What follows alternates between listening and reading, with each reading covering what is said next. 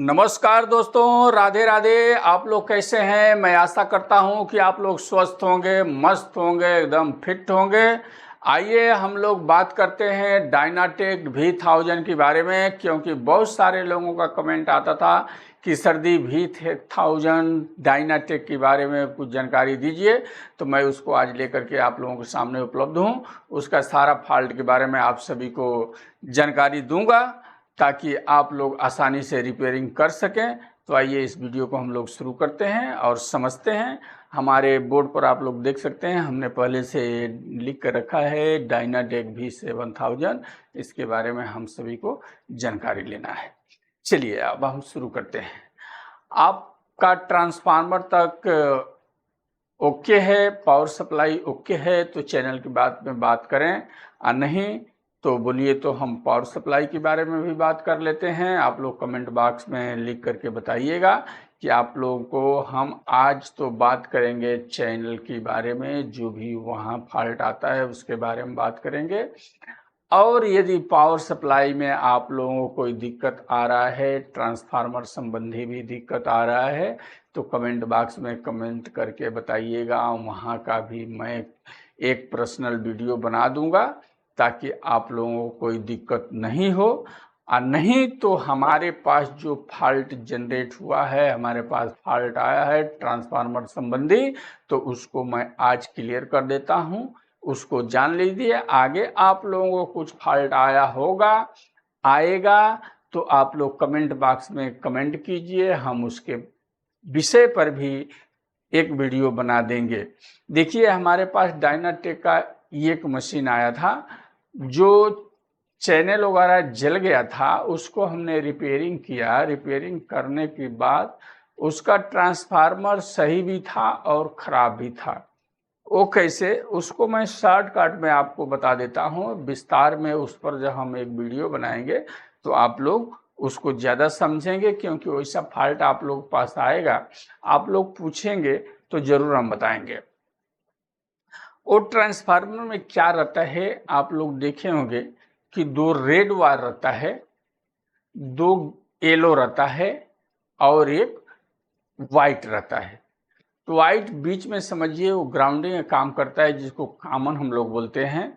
और रेड वाला दोनों तरफ का रहता है, हाई वोल्टेज वाला रहता है, जो किनारे किनारे लगाते हैं। और येलो वाला जो वायर रहता है वो बीच में उसको हम लगाते हैं।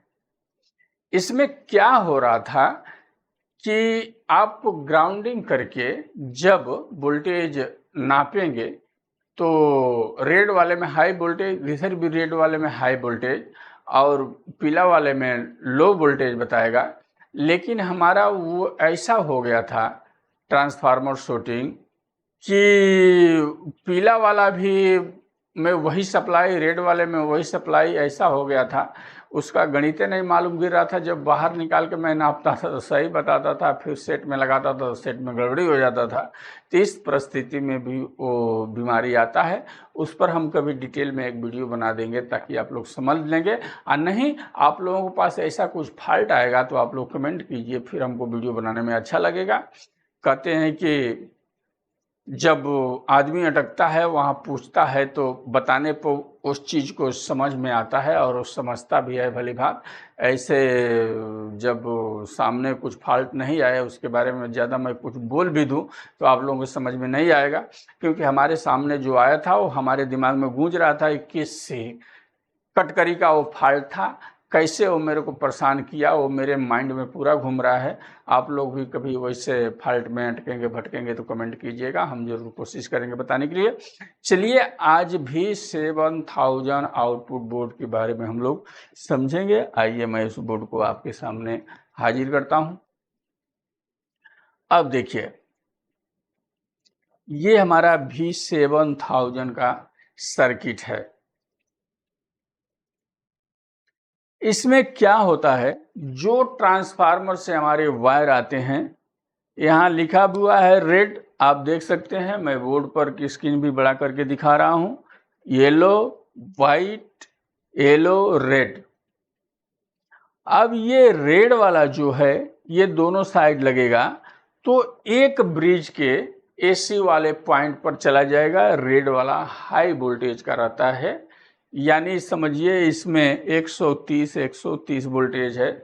आप उसको गणित, मैं कुछ वोल्टेज बोलता हूं तो उसको गणित मत मान लीजिए, ये एक एग्जाम्पल टाइप का देता हूं। यदि 130 तो एक ब्रिज डायोड को हो जाएगा, वो हाई वोल्टेज कहलाएगा। दूसरे पर येलो है, यदि 65-60 वोल्टेज आता है तो दूसरे ब्रिज पर जाएगा तो लो वोल्टेज दिखाएगा।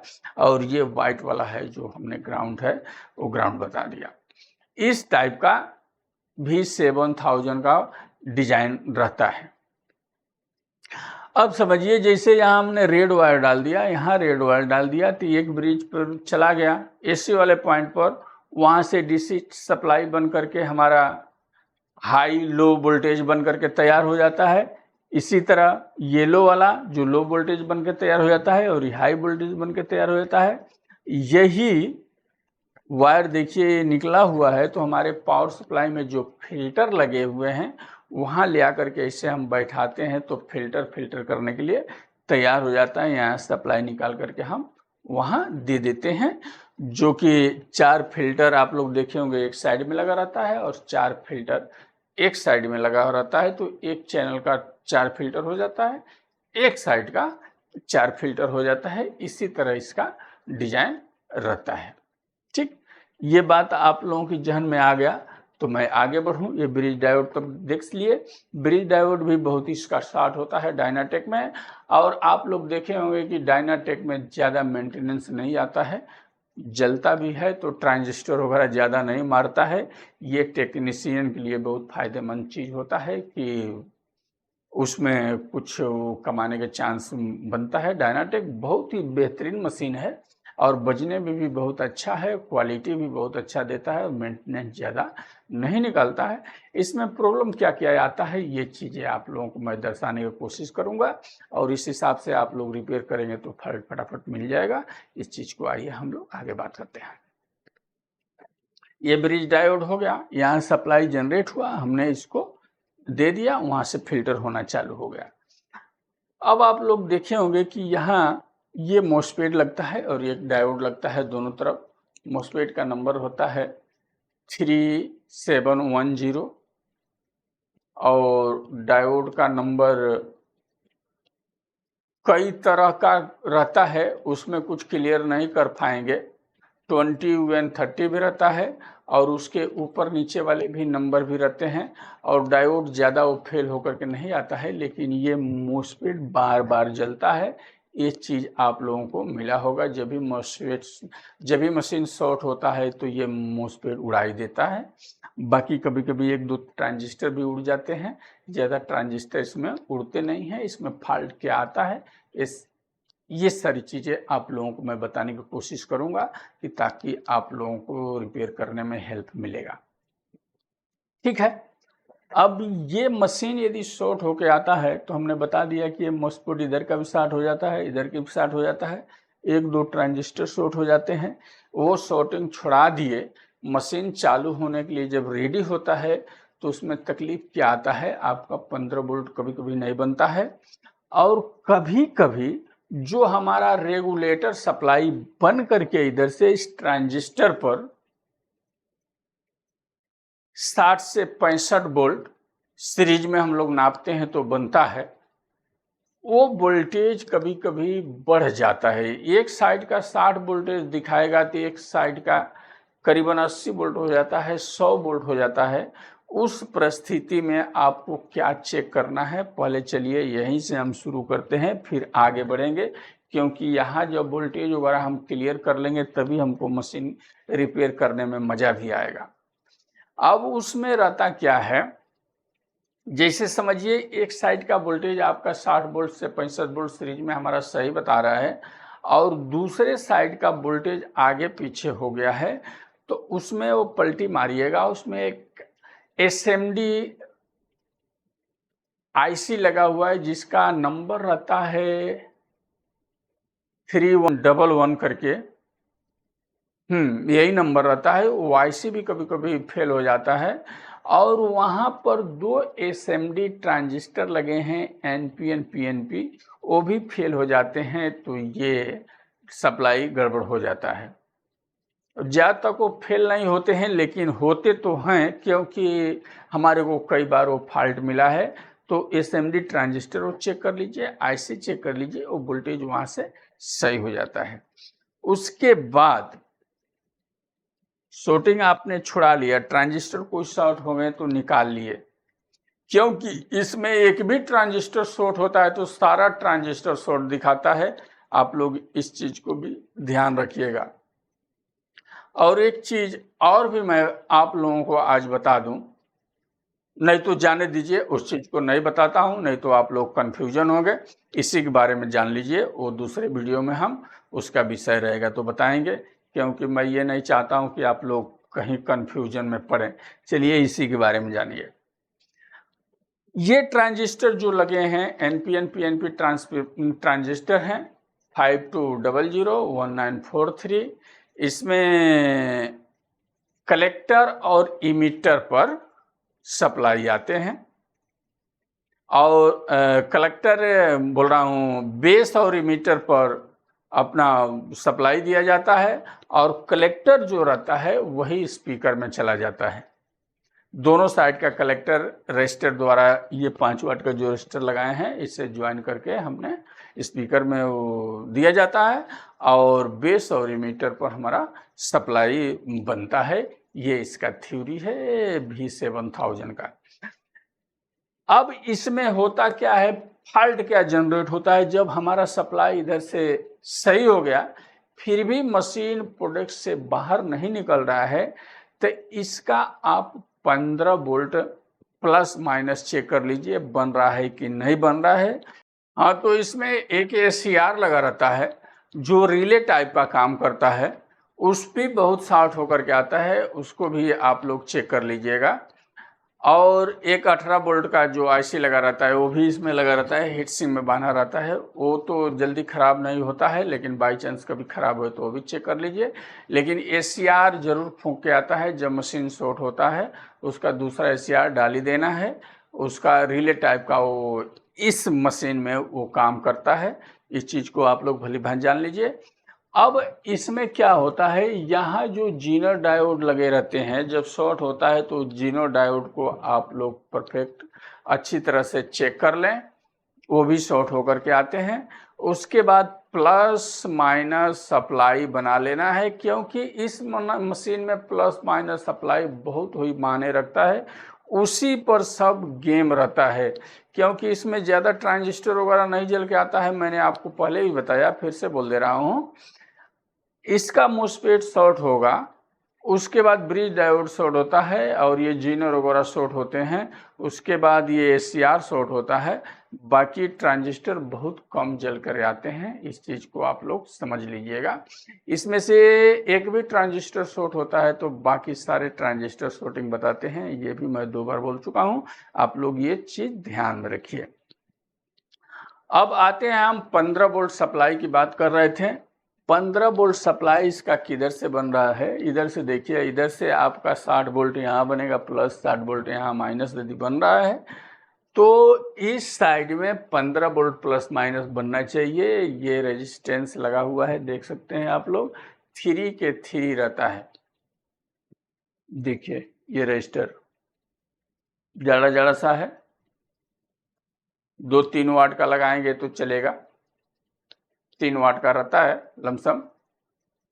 यहीं से 15 वोल्ट आपका जनरेट होता है। ये रजिस्टर भी खराब हो जाते हैं, इसको आप लोग चालू सेट में भी चेक भी कर सकते हैं कि रजिस्टर सही है कि खराब है, अनुमान लगा के। जैसे मीटर से निकाल के नहीं चेक कर रहे हैं, यदि चालू सेट है, आप रिपेयर कर रहे हैं, वहाँ क्या कीजिए, मशीन को चालू कीजिए और रजिस्टर पर दोनों हाथ से दोनों उंगली रखिए। जो रजिस्टर गर्म हो रहा है वो समझिए सही है, जो गर्म नहीं हो रहा है वो समझिए ओपन हो गया है। इससे भी आप लोग पहचान करके पकड़ करके नाप सकते हैं, क्योंकि ये 3 के 3 रेजिस्टेंस जो है ना, ये कभी कभी 10 के बन जाता है, 100 के बन जाता है, फिर भी आपको 15 वोल्ट बनने नहीं देगा, वहां तकलीफ दे देगा। ठीक, यहां तक क्लियर हो गए तो आगे बढ़ूं। अब उसमें आगे बढ़ेंगे तो कहीं कहीं डीप में भी आईसी रहता है 5532, किसी किसी में SMD आईसी भी रहता है। जो ड्राइवर में लगाया जाता है, जहाँ से ऑडियो भी जनरेट होता है और ड्राइवर का भी काम करता है। और इसके ड्राइवर में क्या लगाया जाता है, 2 NPN ट्रांजिस्टर है जिसका नंबर होता है 15032 15033। 2 ट्रांजिस्टर रहते हैं, यहाँ से लेकर के यहाँ तक एक प्रीसेट लगाया जाता है, बाकी ये 3.3 ओम का रजिस्टर रहता है। यहाँ से ड्राइवर इसका बनाया जाता है। इसका रोल इस मशीन में बहुत ज़्यादा रहता है 5532 का। ये चीज़ आप लोग समझ लीजिए। कभी कभी इधर का ये जो रजिस्टर है सही भी रहेगा और आईसी में हमारे प्रॉब्लम आ जाएगा तो ये 15 वोल्ट नहीं बनने देता है। और आईसी में कोई भी तकलीफ रहेगा तो कभी कभी इधर का वोल्टेज भी खराब कर देता है, ये भी आप लोग जान लीजिए। केवल यहीं से वोल्टेज की खराबी नहीं होता है, इधर से भी वोल्टेज वो बिगाड़ देता है। आईसी जब बिगड़ जाती है, वो कुछ गड़बड़ हो जाता है तो वोल्टेज भी खराब कर देता है। जैसे हम आईसी डालते हैं नया 55327 SMD आईसी है तो फटाक दे वोल्टेज भी सही होता है, हमारा 15 वोल्ट भी सही हो जाता है। इस चीज़ को आप लोग जजमेंट लगा के रखिए और आईसी तो पहले ही बदल देना चाहिए। चलिए, ये बात हो गया। अब यहाँ ये दोनों बहुत शॉर्ट होके आते हैं। जब मशीन शॉर्ट होगा तो आप लोग ध्यान दीजिएगा, ये दोनों ट्रांजिस्टर शॉर्ट हो जाते हैं। जब ये दोनों ट्रांजिस्टर शॉर्ट हो जाते हैं उसके बाद ये सब 15 वोल्ट भी क्लियर हो गया और अब मशीन आप बजाने लगे तो फटाफटा सा कभी कभी आवाज़ आता है। आप देखिएगा, अब फटाफटा सब जब आवाज़ आने लगता है तो टेक्नीशियन बड़े परेशान हो जाते हैं। सारा चीज़ तो ओके कर दिया, वोल्टेज भी सही कर दिया, हर एक चीज़ हो गया, प्रोडक्शन से बाहर भी जा रहा है, लेकिन आवाज़ फटना नहीं बंद हो रहा है तो उसमें लगते हैं अटकने, घबराने लगते हैं। अभी घबराने की बात नहीं है, मैं क्लियर बता देता हूँ। देखिए, ये जो रेजिस्टेंस है ना, देख रहे हैं आप, 1 वाट में या हाफ वाट में, जो भी आपके सेट में लगा हुआ है 3.3 ओम का है, ये कट जाता है, ये कट जाता है, इधर का ये कटेगा, ये तो नहीं कटता है, ये कटेगा, तभी भी ऐसा हो सकता है। तो इसको भी भली भांत रिपेयर करते समय ही चेक कर लीजिए। ये बात क्लियर हो गया तो आवाज फटना बंद हो जाएगा। उसके बाद भी फॉल्ट नहीं निकलता है तो आप बोर्ड को पलटी मारिए, उसमें SMD जीनर लगे हुए हैं। ज़्यादातर देखने को मिलता है कि 4841 रहते हैं, वो भी शॉर्ट होते हैं। तो ऐसा प्रॉब्लम आ जाता है तो एक एक लेकर के आप लोग आराम से चेक कर लीजिए, वहाँ से फॉल्ट आपका 100% निकल जाएगा। शांति दिमाग से आप लोग उसको भी चेक कर सकते हैं। अब दूसरा नंबर बात क्या आ गया, अब यहाँ का ये देखिए प्रीसेट है, ये भी बहुत खराब होता है, उसको भी बदली कर लीजिए। अब कभी कभी क्या होता है, सारा चीज ओके हो गया, मशीन बजने भी लगा और हीट होने लगता है मशीन, बहुत सारा 2 मिनट में हीट हो जाएगा।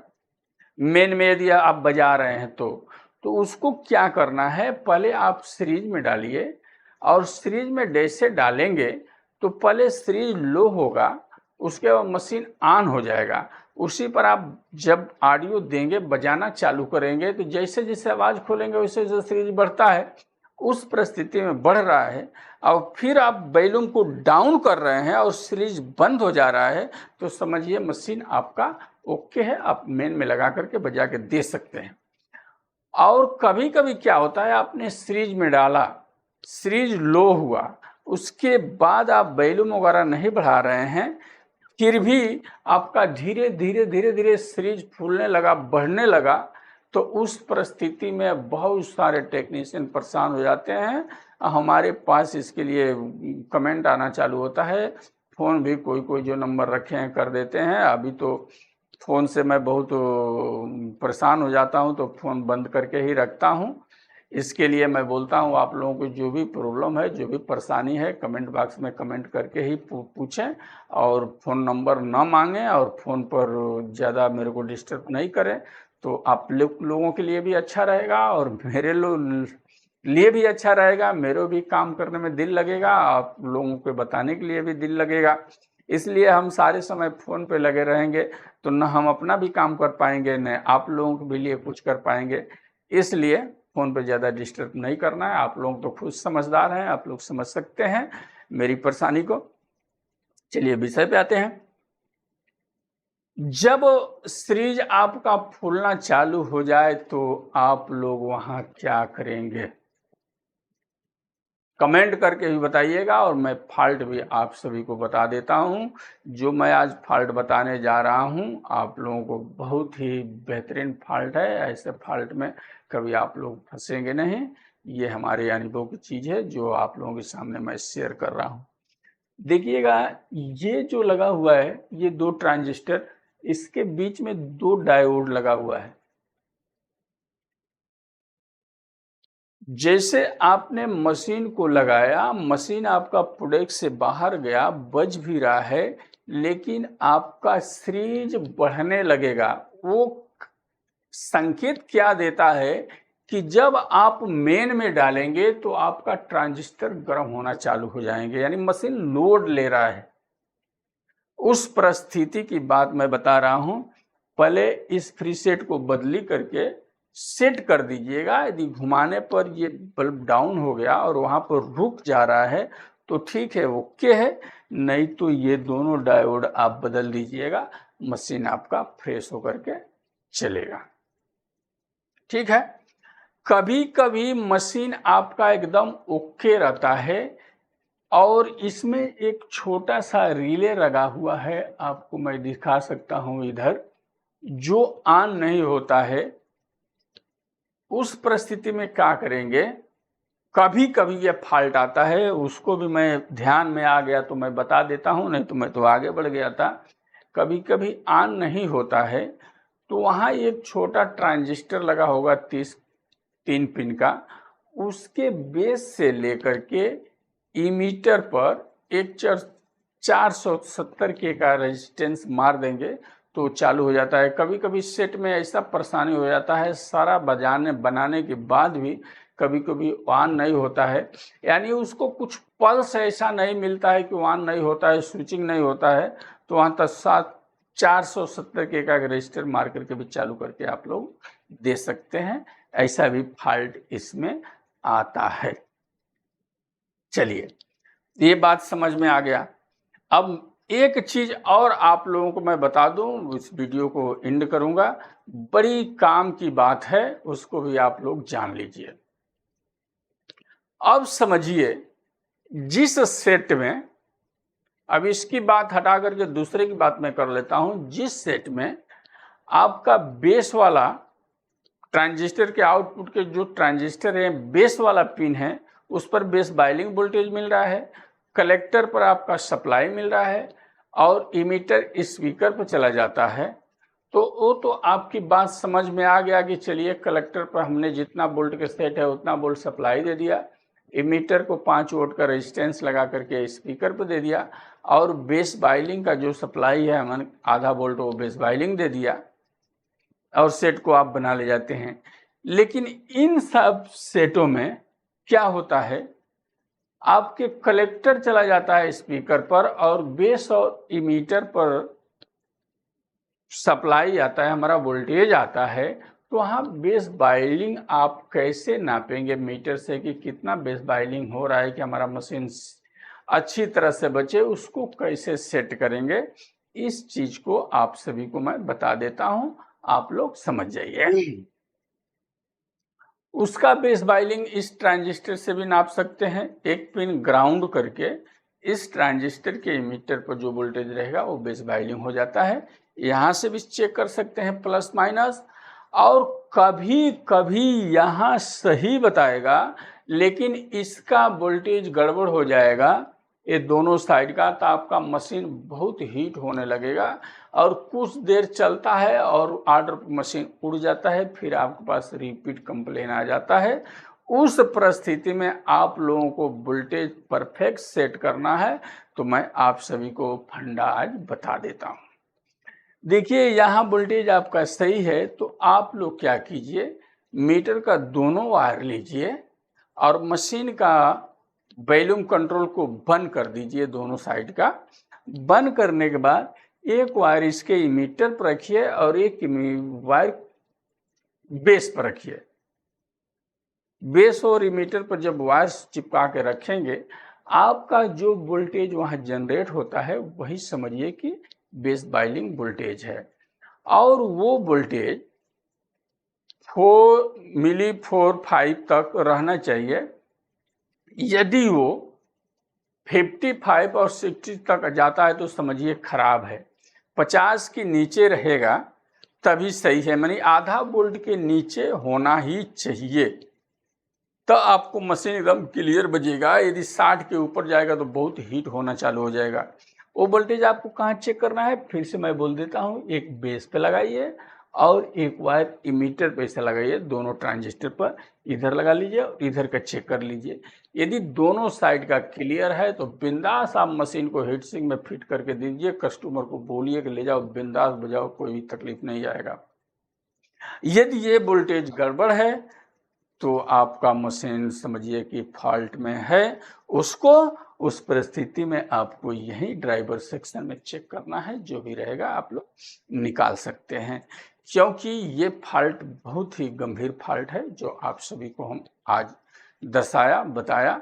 इस चीज़ को आप लोग ध्यान में रखिए और मस्त रिपेयरिंग कीजिए और बिंदास रहिए, दिल खोल के रहिए। तो इसी के साथ में नमस्कार, धन्यवाद। आप लोग अपना बहुत ख्याल रखिए।